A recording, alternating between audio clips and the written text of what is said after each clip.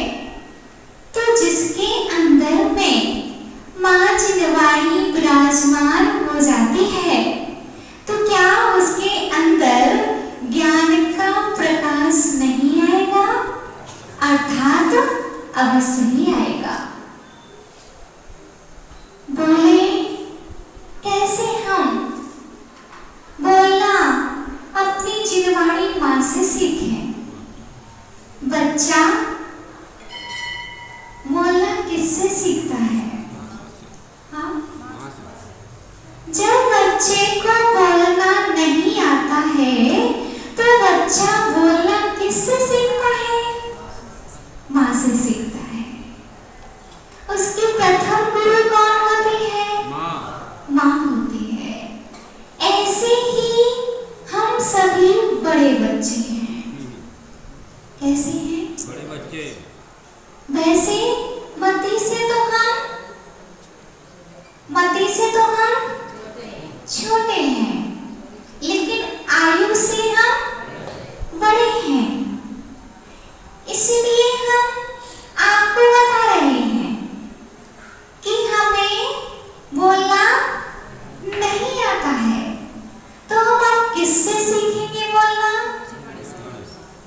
हम माँ जनवाणी से सीखेंगे बोलना। हम इसमें कोई मिलावट नहीं करेंगे। क्या?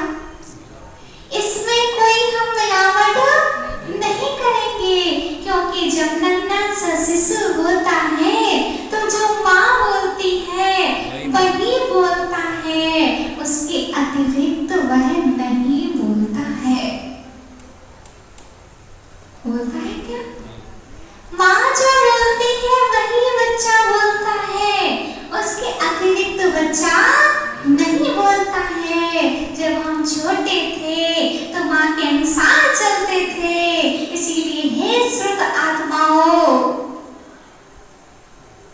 हे सुत पुत्रियों, हे सुत पुत्रों, हम आपसे यही कहना चाहेंगे, अब हम बड़े बच्चे हो चुके हैं तो हमें अब माँ जनवाणी के अनुसार बोलना चाहिए। किसके अनुसार? माँ जनवाणी के अनुसार। माँ जनवाणी के अनुसार बोलना चाहिए। जैसा माँ जनवाणी ने बोल दिया वही हमें बोलना है। जैसा मेरी माँ जनवाणी ने बता दिया वही मुझे करना है। इसके बाहर कुछ भी नहीं करना है। माँ समझाती है अपने बेटे को, बेटा अपने आंगन में ही खेलना, बाहर खेलने मत जाना, और कभी जाना भी पड़ जाए तो अपने मित्र के यहाँ तक जाना, अपने दोस्त के यहाँ तक जाना, अन्य घर में नहीं जाना। क्या सौदर बदल जी? अपने आंगन में ही बेटा खेले, और कदाचित बेटा मित्र के यहाँ भी चला जाए तो भी कोई बात नहीं है, लेकिन और बाहर बाजार में बच्चा घूमना नहीं चाहिए। ये माँ की सीख होती है। और जनवाणी माँ आपको सिखा रही है कि आप लोग अभी ज्यादा बड़े नहीं हुए हो, मति से बड़े नहीं हुए हो, आयु से बड़े हुए हो, इसलिए माँ जनवाणी कह रही है कि आपको ज्यादातर अपने आत्मा रूपी आंगन में ही रहना चाहिए। मोदी जी, कहाँ रहना चाहिए? आत्मा रूपी आंगन में ही रहना चाहिए है। इतना समय मिल जाए हम अपनी आत्मा रूपी आंगन में ही खेलें। किस में खेलें? आत्मा रूपी आंगन में। हाँ, आज अच्छा लगा आप लोग बोले तो। अब धीरे धीरे होता जा रहा है। आत्मा रूपी आंगन में ही खेलें, और कदाचित हमें बाहर जाना पड़े तो मित्र रूपी मंदिर में हम आ जाएं। कौन से मंदिर? मित्र रूपी मंदिर में, जो उत्तम सहायकार हैं, जो उत्तम विशुद्धि से हमारे लिए भरने वाले हैं। किससे भरने वाले हैं? उत्तम विशुद्धि से भरने वाले हैं। यहाँ आकर हमारा मन पुलकित हो जाता है, हम घर को भूल जाते हैं और यहीं रम जाते हैं, दुकान को भूल जाते हैं कि कौन सा ग्राहक खड़ा होगा कपड़े खरीदने के लिए, लेकिन हम भूल जाते हैं। 1 घंटे के लिए तो बोलते हैं ना, बोलो भूलते ही है ना। जब 1 घंटे के लिए भूल सकते हैं तो ऐसे निरंतर अभ्यास करते करते हम 24 घंटे के लिए भी एक दिन भूल सकते हैं। लेकिन मात्र खेल है, जिसने 48 मिनट संभाल लिए उसका पूरा जीवन समझ जाता है। मात्र 48 मिनट हम नहीं संभाल पा रहे। एक अंतर्मोड़ जिसने संभाल लिया, भरत को केवल ज्ञान कितने समय में हो गया था? अंतर्मोड़ में हो गया था। और शायद देखो, आप कल्पना करो कि हम कितने मिनट नहीं संभाल पा रहे, मात्र अंतर्मोड़ हम नहीं संभाल पा रहे। उसका पुरुषार्थ हमारे लिए करना है, उसका पुरुषार्थ करने की सलाह हमें माँ जिनवाणी दी गई है। आज हमने आपको बहुत अच्छा रहस्य बताया कि अपने आंगन में ही खेलो, अपने आत्मा रूपी आंगन में ही खेलो, जहां से माँ की नजर आपके ऊपर पड़ रही है। माँ देख रही है कि बच्चा आंगन में खेल रहा है, बाहर नहीं जा रहा है। इतना खेलना है बेटा, अपने घर में खेलो। यानी जितना आपको रखना है, इतना आपको खेलना है, अपनी आत्मा में ही विचरण करो। सम्यक दर्शन रूपी मित्र आपके पास में है, सम्यक ज्ञान रूपी मित्र भी है, सम्यक चारित्र रूपी भी मित्र है। इन तीनों के साथ आपको अपनी आत्मा में खेलना है। और जो आत्मा में खेलेगा वो सिद्धालय में खेलेगा। आप लोग नोटबुक नहीं लाते? नोटबुक लाओ। ऐसे ऐसे कोटेशन जो अभी हमने खुद कभी नहीं पढ़े, लेकिन यहाँ आते हैं तो अपने आप कुछ गुरुवर ही बुलवाते हैं। जो अपनी आत्मा में सम्यक दर्शन, सम्यक ज्ञान, सम्यक चारित्र के साथ में खेलेगा, उसका एक दिन ऐसा आएगा कि वह सिद्धालय में खेलेगा। आत्मा में बोया हुआ बीज है। 3 बीज आपको अपनी आत्मा में बोने पड़ेंगे और इसका फल कहाँ लगेगा?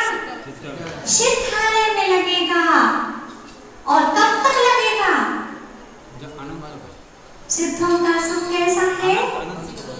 सिद्धों जैसा है। सिद्धों का सुख सिद्धों जैसा है।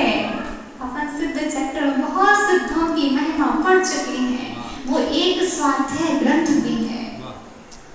सिद्ध चक्र महामंडल विधान मात्र पढ़ने के लिए इतना नहीं कि पूजा कर ली विधान हो गया और हो गया। अगर हम नियम ले लें कि उसका एक पेज हमें रोज पढ़ना है तो उससे बड़ा कोई स्वाध्याय हो ही नहीं सकता। मात्र सिद्धों की आराधना है, मात्र सिद्धों की आराधना है। प्रिय आत्मा, इसलिए विचलित नहीं होइए, अपने आप जो मना सो हो जाएगा सही। बस इसमें रमने का प्रयास कीजिए, क्योंकि समोसरण में भी हम बहुत बार गए, लेकिन वहां के रंगों को देखकर, वहां के रूप को देखकर, नित्यांगनाओं के नृत्य को देखकर, क्या नित्यांगनाओं के नृत्यों को देख करके वहीं रम गए, लेकिन समोसरण में हम नहीं अंदर पहुंच पाए। प्रभु की दिव्य ध्वनि से वंचित रहे। क्यों रहे? क्योंकि बाहरी वैभव को तो हम देखते रहे। हम नाट्यशालाओं में गए, नृत्यशालाओं में गए, वहां हम नृत्य देखते रहे, लेकिन जो आत्मा का नृत्य करते हैं, विचार क्या, जो आत्मा में नृत्य रखते हैं, जो आत्मा की बात कहते हैं, सात तत्व की बात कहते हैं, उनके पास तक हम पहुंच पाए। कारण ये था कि हम बाहर में हम अविद्या के बस, अविद्या के संस्कारों के बस हम उसी में रमे रहे। इसलिए हे आत्माओं, अभी भी हमें अपने टीवी और मोबाइल से दूर रहना पड़ेगा बेटा हंसू, तभी हम इसमें लग पाएंगे। वरना बाहर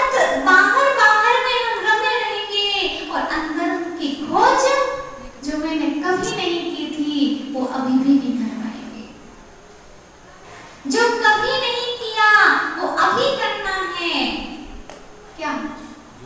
जो हमने कभी नहीं किया वो अभी करना है। जो अभी नहीं कर पाएगा वो कब करेगा?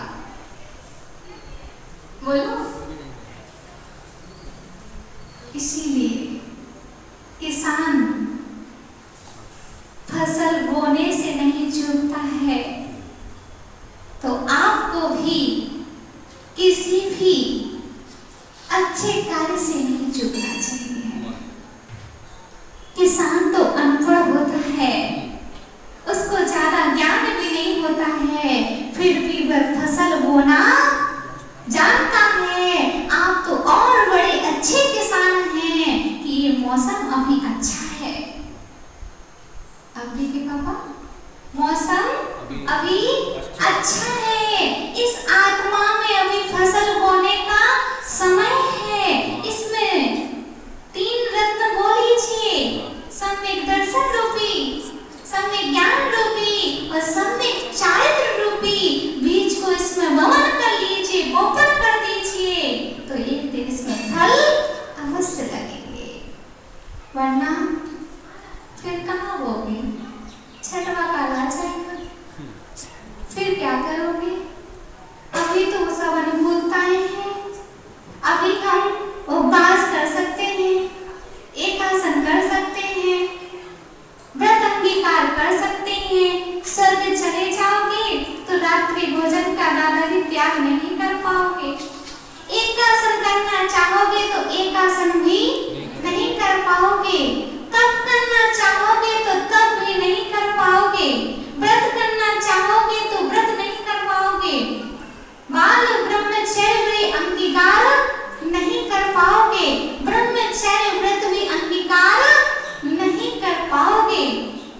और स्वर्ग में जाने की हम चाह रखते हैं, क्या करें? स्वर्ग में जाना हमारी कोई अच्छी बात नहीं है, ये हमारी मजबूरी ही है, लेकिन लक्ष्य तो हमारा मोक्ष प्राप्ति का है।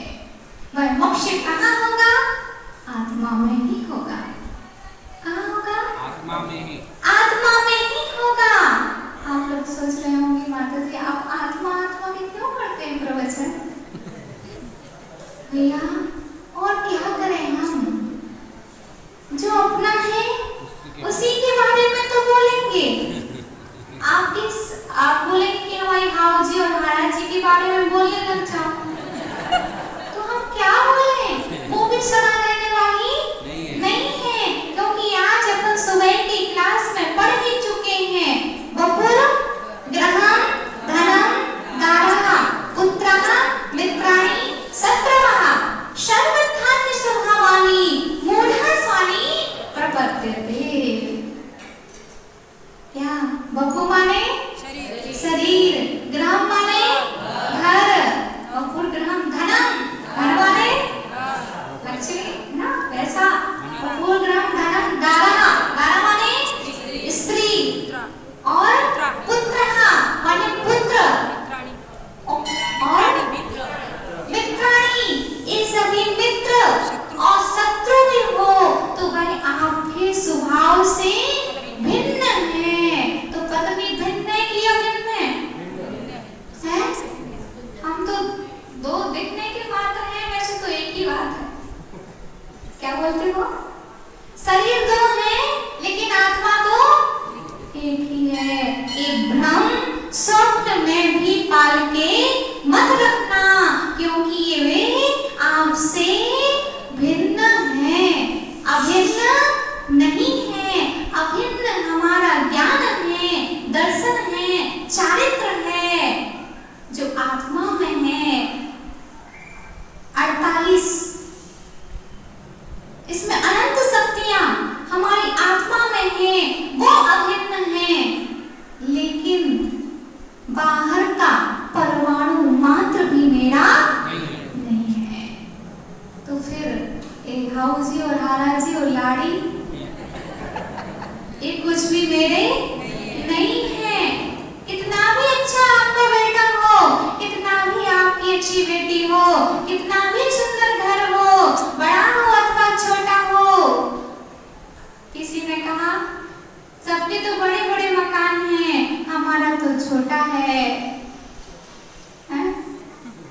आई नहीं है वो क्या? हमारा तो छोटा है। तो हमारे अंदर एक क्वेश्चन चला कि जेल कौन सी अच्छी होती है? अच्छा बताओ, जेल कौन सी अच्छी होती है? बड़ी जेल अच्छी होती है कि छोटी जेल अच्छी होती है? अब बताओ। हाँ जी बताओ, जेल कौन सी अच्छी होती है? इससे डाउन है किसी के पापा? कौन सी जेल अच्छी होती है?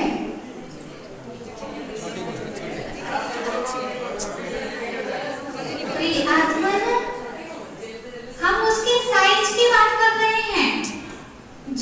जेल बड़ी अच्छी होती है अथवा छोटी अच्छी होती है? जब कल एक बात किसी ने हमसे कही तो हमारा चिंतन चलता रहा, रास्ते भर चलता रहा, सब जगह चलता रहा। और फिर हमने आज आपसे कह दिया कि बड़ी जेल अच्छी होती है कि छोटी जेल अच्छी होती है? सजा बराबर है लेकिन छोटी बड़ी है। अब कौन सी जेल चाहिए आपको?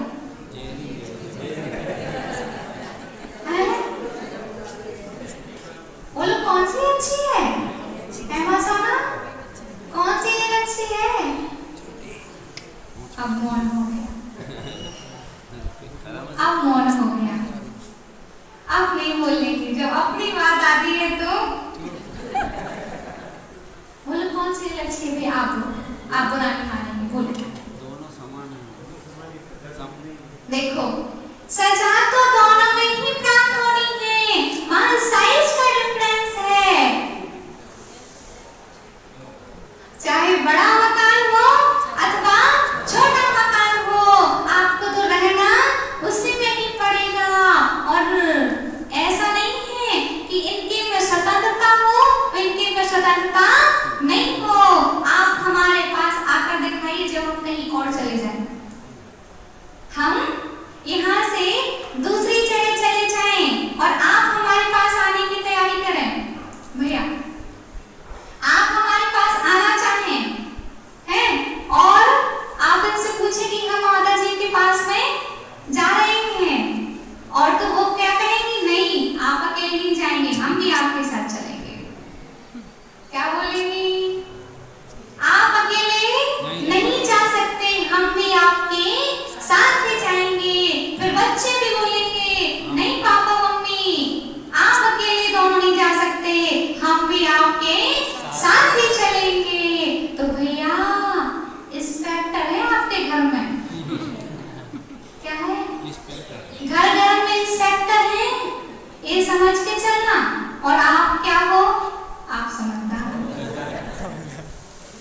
बड़ी जेल में हो तो, यानी बड़े मकान में हो तो, और छोटे मकान में हो तो। घर घर में इंस्पेक्टर हैं और घर घर में वो पुलिस से नीचे क्या होते? हवलदार। तो दो दो तीन तीन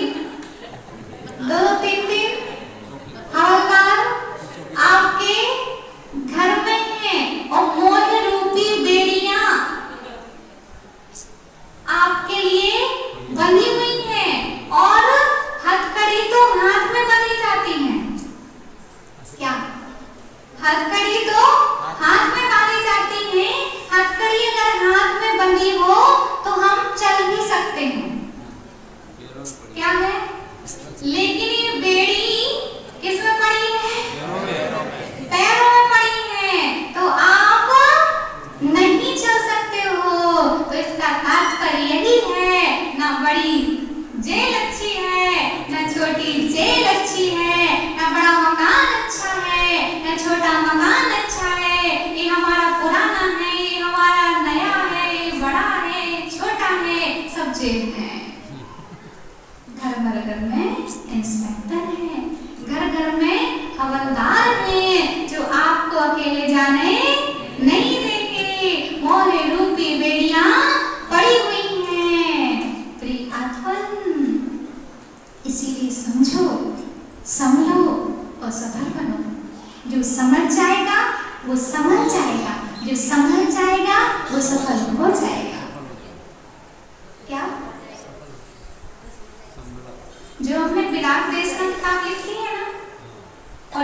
वचन सिद्धि किताब लिखी है।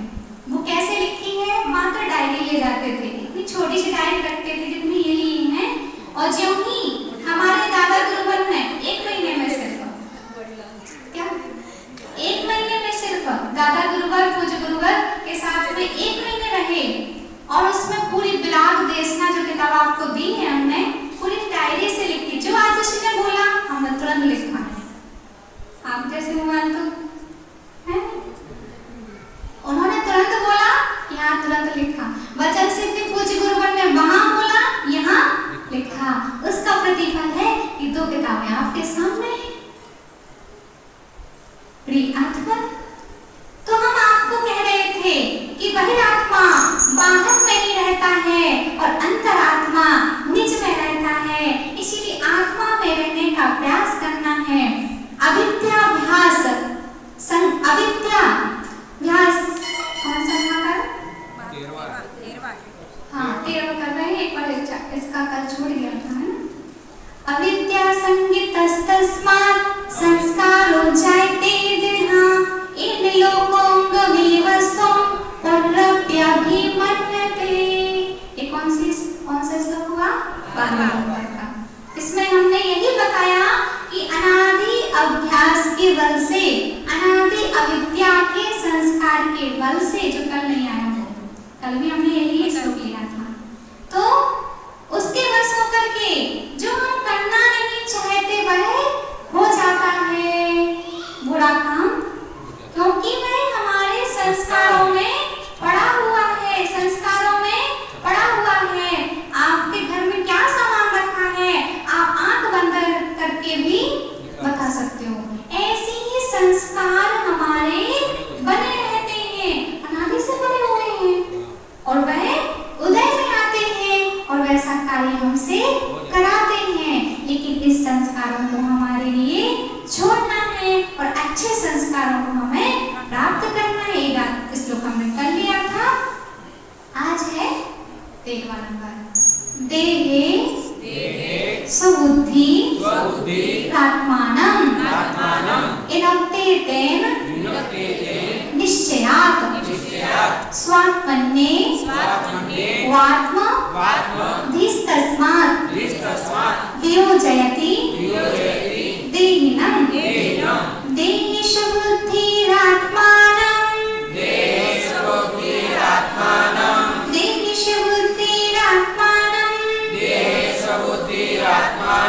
उनक्ते तेन निश्चयात् स्वात्मन्येवात्मधीस्तस्मात् वियोजयति देहिनं। हाँ, देहेषु बुद्धि, शरीर में आत्मबुद्धि रखने वाला।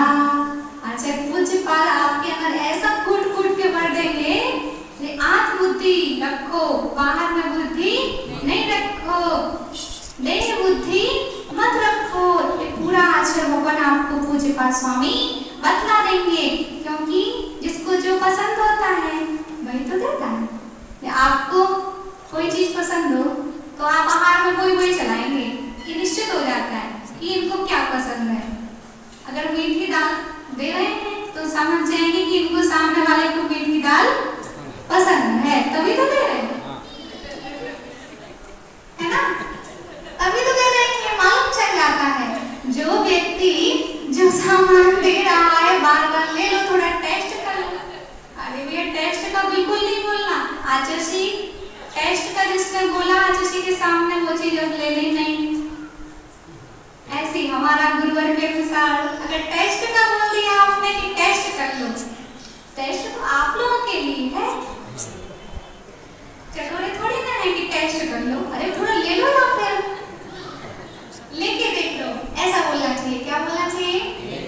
लेके देखो माता जी, वो ठीक है, लेकिन टेस्ट कर लो। चटाने चटा समझते हैं, तो ऐसा बिल्कुल भी नहीं है।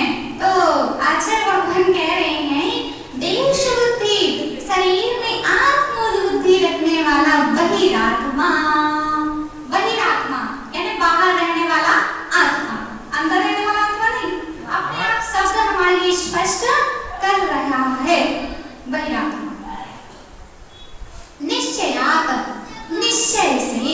नए कितने होते हैं? कौन कौन से? निश्चय और व्यवहार। निश्चय नए और व्यवहार नए। वैसे तो अनेक होते हैं, लेकिन मुख्य रूप से दो होते हैं, एक निश्चय और एक व्यवहार। जो अभेद का कथन करता है उसको कहते हैं निश्चय नए, जो भेद का कथन करता है उसे कहते हैं व्यवहार नए। तो निश्चय नए से आत्मानम यानी अपनी आत्मा को एतेन शरीर के साथ उनक्ति जोड़ता बांधता है, किंतु स्वात्मनि एव आत्मा भी अपनी आत्मा में ही आत्मबुद्धि रखने वाला अंतरात्मा है। अपनी आत्मा में आत्मबुद्धि रखने वाला अंतरात्मा, अपनी आत्मा में आत्मबुद्धि रखने वाला अंतरात्मा। ये शाम को क्वेश्चन होते हैं फिर भूल जाते हैं। परमात्मा कौन कौन है पूछा था शाम को माधुरी ने, तो क्या बताया था आपने? पंच परमेष्टि में से परमात्मा कौन कौन से हैं? अनंत कहाँ गए? अनंत भगवान है कि नहीं? परमात्मा है कि नहीं? हाँ, दो प्रकार बताए ना आपने, एक सकल परमात्मा, एक निकल परमात्मा। तो परमात्मा शब्द जब लग गया तो दो परमात्मा हुए कि नहीं? अनंत और सिद्ध। इससे आपको निश्चय कर लेना चाहिए था शाम को, कोई बात नहीं। अपनी आत्मा में ही आत्मबुद्धि रखने वाला अंतर आत्मा, आत्मा में बुद्धि रखने वाला, बुद्धि रखने वाला बहिरात्मा। देहिनम अपनी आत्मा को, किसकी आत्मा को? अपनी आत्मा को तस्मात् शरीर के संबंध से वियोजति यानी पृथक करता है। अंतरात्मा जो होता है वह क्या करता है? अपने शरीर को अलग मानता है और आत्मा को अलग मानता है। अब ऐसा नहीं हमने पृथक बोल दिया तो उसको पीस जैसे अलग करना हो, शरीर को आत्मा को अलग करना है तो कैसे करोगे? मानना बस है कि शरीर मेरा नहीं है, वरना आप लोग चाकू ले लो, है ना? तो ये नहीं बता रहे हैं हम आपको। काय उत्सर्ग का मतलब है काय उत्सर्ग कर लो, आपको एक काय उत्सर्ग करना है, उसका अर्थ क्या हो गया? काय से महत्व का त्याग। क्या करना है? काय का त्याग नहीं करना है, काय से महत्व का त्याग करना ही काय उत्सर्ग है। क्या है माताओं? काय से महत्व का त्याग करना ही काय उत्सर्ग है। महत्व नहीं है तो मेरा नहीं है, और ममत्व है तो सब मेरा है। मोह कहता है सब मेरे हैं, सब मेरे हैं, और मोक्ष कहता है कोई मेरा नहीं है। इसमें ही अंतर है। सम्यक दृष्टि, इसमें गाथा का बहुत अच्छा एक सारांश है। सम्यक दृष्टि और मिथ्या दृष्टि ये कहाँ कहाँ रहते हैं? सम्यक दृष्टि कहाँ रहता है और मिथ्या दृष्टि कहाँ रहता है? बताओ। दोनों संसार में रहते हैं, लेकिन सम्यक दृष्टि की दिनचर्या पृथक होगी और मिथ्या दृष्टि की दिनचर्या पृथक होगी।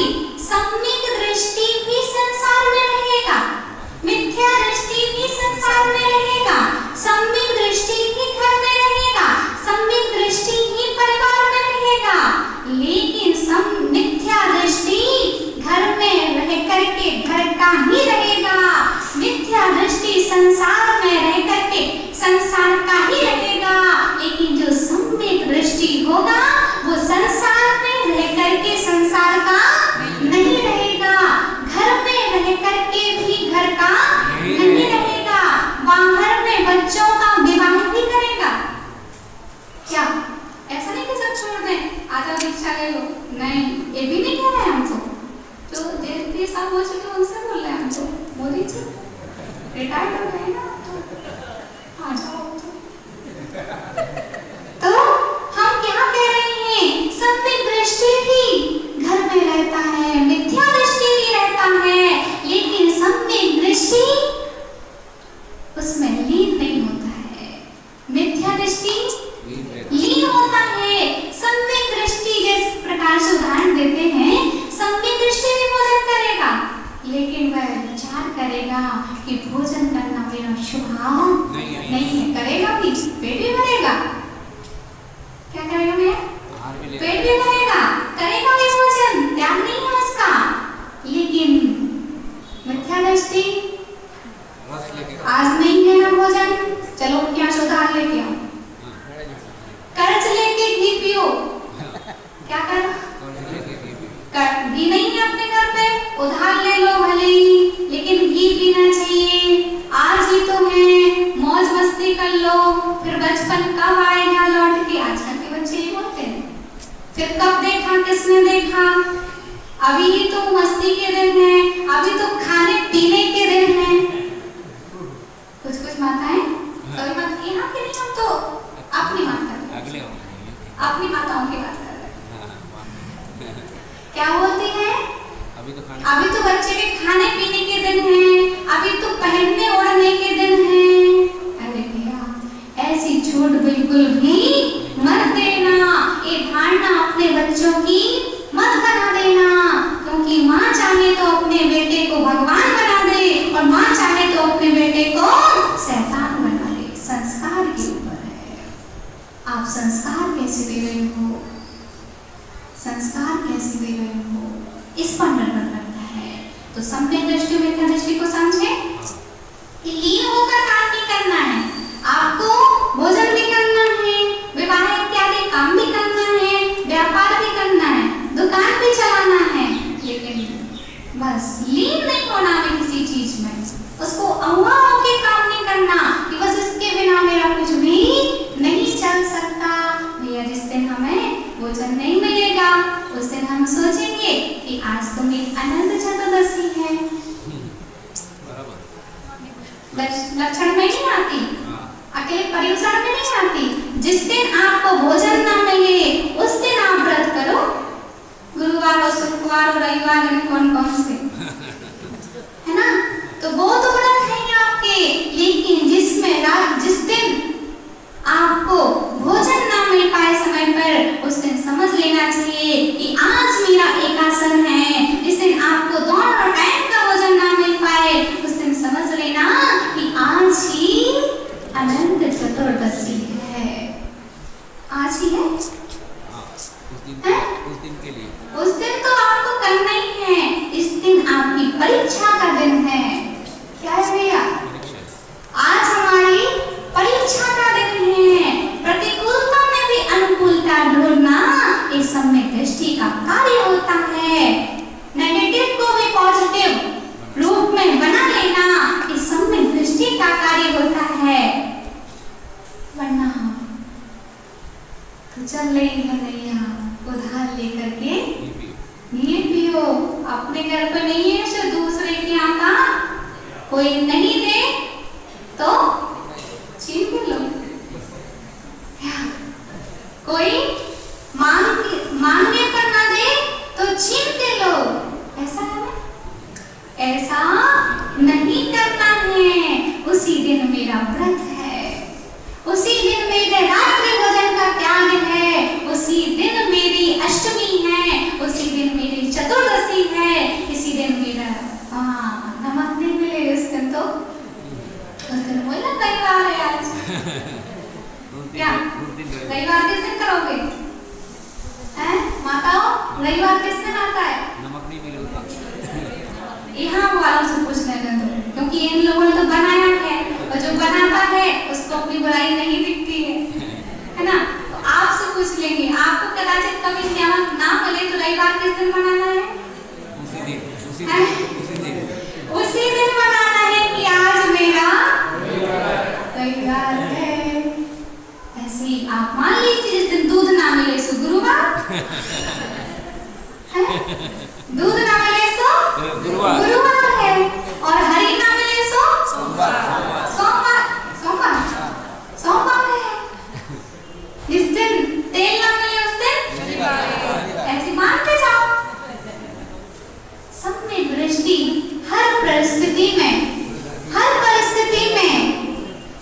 अनुकूलता ढूंढता है। सम्यक दृष्टि होता है, रोता नहीं है।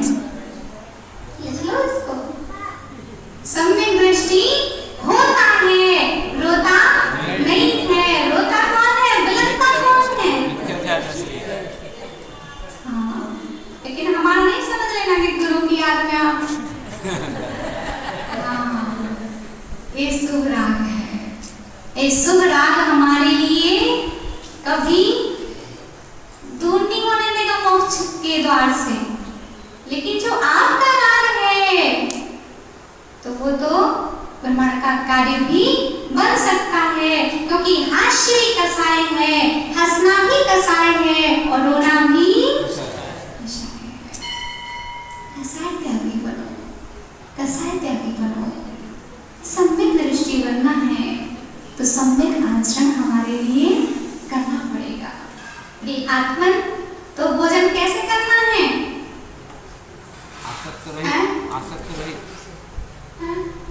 आसक्ति नहीं होना चाहिए।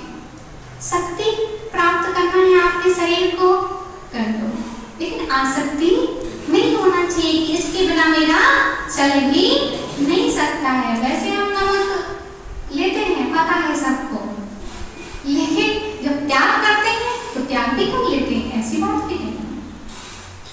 क्योंकि जो घर का त्याग कर सकता है वो सब चीज का त्याग कर सकता है। एक त्याग हो गया तो सबका त्याग होता है। इसीलिए आपको आज हम एक ही बात सुना दें कि भुत्तोच्चता मोहर मोहान मया सर्वेपि उद्गला उच्छिष्टेष्वद् मम विज्ञस्य सांस्प्रहा। ऐसा कोई भी पदार्थ नहीं है, ऐसा कोई परमाणु नहीं है जिसको मैंने भोगा नहीं हो और छोड़ा नहीं हो। क्या माताओ, ऐसा कोई भी पदार्थ नहीं है, चाहे रसगुल्ला हो, चाहे जलेबी हो, अथवा कोई भी चीज हो, मात्र परिणमय हुआ है, लेकिन ऐसा कोई भी पदार्थ नहीं है इसको मैंने भोगा नहीं हो और छोड़ा नहीं हो। बोलो, ऐसी कौन सी चीज है जिसको आपने भोगा नहीं, और ऐसी कौन सी चीज है जिसको आपने छोड़ा नहीं? सभी पदार्थों को हमने भोगा है, सभी पदार्थों को मैंने छोड़ा है। तो क्या शेष रह गया? फिर भी आपको वैराग्य नहीं आता। एक रानी है आपकी, फिर भी वैराग्य नहीं आ रहा है। और चक्रवर्ती की तो कितनी होती है? 96,000 रानियां होती हैं। वो उन सबको छोड़ देते हैं, थोड़े से उनको बैराग आ जाता है। काश एक कोरोना चतुर्थ काल में आता तो क्या होता? क्या होता? यहाँ पड़कापुर में कोई बसता ही नहीं। ये नहीं कह रहा कि बीमार हो जाते सब, हमें कह रहे सबको बैराग आ जाता, सबको बैराग आ जाता। यहाँ पर कोई संख्या नहीं बचती, यहाँ पर भी कोई नहीं बचती संख्या। इधर के मुनिराज बन जाते, यहाँ के माता जी बन जाते। अब बैराग भी नहीं आ रहा है। रोज बैराग आ जाना चाहिए। अखबार आप लोग रोज पढ़ते हो, पेपर आप लोग रोज पढ़ते हो, पर में हमेशा पढ़ते हो, इसलिए पेपर पढ़ते हो। पर में पढ़ते क्या? पर में पढ़ते हैं इसलिए पेपर पढ़ते हैं, और जो निज में पढ़ते हैं वो निज को पढ़ते हैं। अब आपको जिसमें पढ़ना हो वह आप पढ़ सकते हो। प्रिय आत्मन, तो हम आपसे ये कह रहे थे कि उनकी तो 96,000 रानियां थी और उन्होंने 96,000 रानियों को छोड़ दिया। 14 निधियां थी और एक निधि के 1,000 रक्षक देव थे, 14 रत्न थे, उसके भी एक रत्न के 1,000 रक्षक देव थे। और कितने थे? 23,000 देव थे रक्षा करने वाले, और 32,000 मुकुटबद्ध राजा जिनकी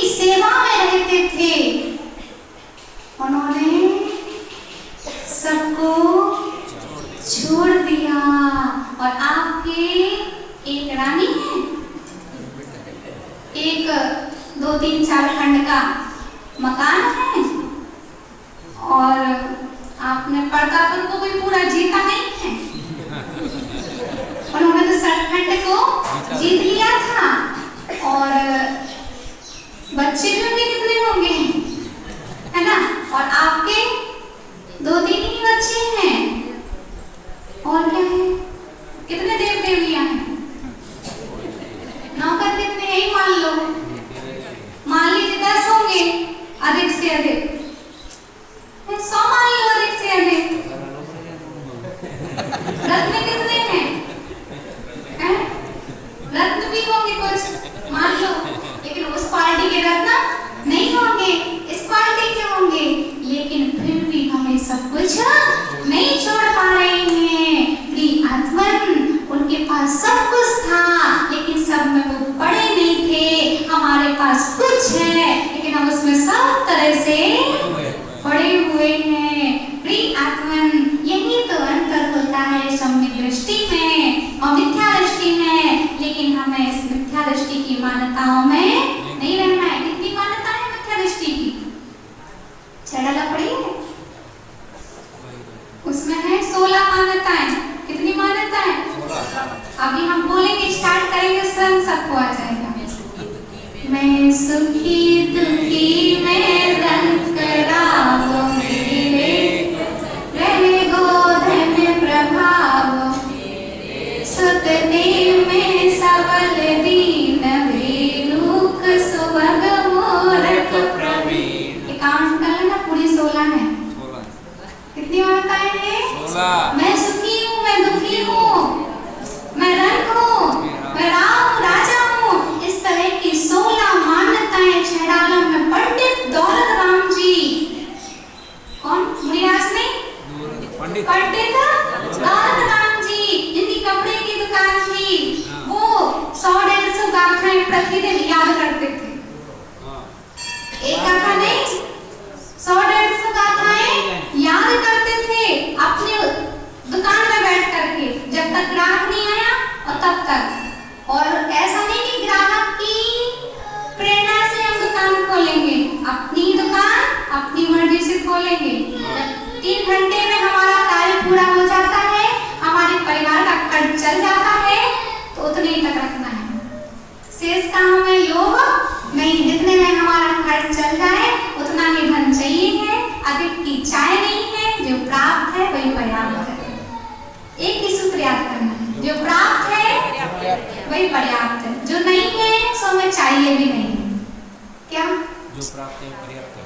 आपके पास वो चीज नहीं है जो उनके पास है, तो भैया जो नहीं है सो हमें चाहिए भी नहीं है, जो प्राप्त है सो पर्याप्त है। इस सूत्र को हम निरंतर अभ्यास करें और निरंतर इसका अभ्यास करें और जीने का इसमें प्रयास करें। वास्तव में और बाहर में कुछ भी नहीं है, मात्र जो भी है आपके घर में है, आपकी आत्मा में है, जो भी है आपके आंगन आत्मा रूपी आंगन में है, आना ही है तो मित्र रूपी मंदिर में आ जाना, लेकिन शत्रु रूपी बाहर के विषयों में मत पड़ना। इससे आपका अवश्य कल्याण होगा कि आपकी माँ जिनवाड़ी की सीख आप सदा याद रखेंगे। ऐसी भावना है, जब माँ की बात मानते हो तो माँ जिनवाड़ी की बात भी आप अवश्य माने। इसी मंगल भावना से महावीर भगवान की जय।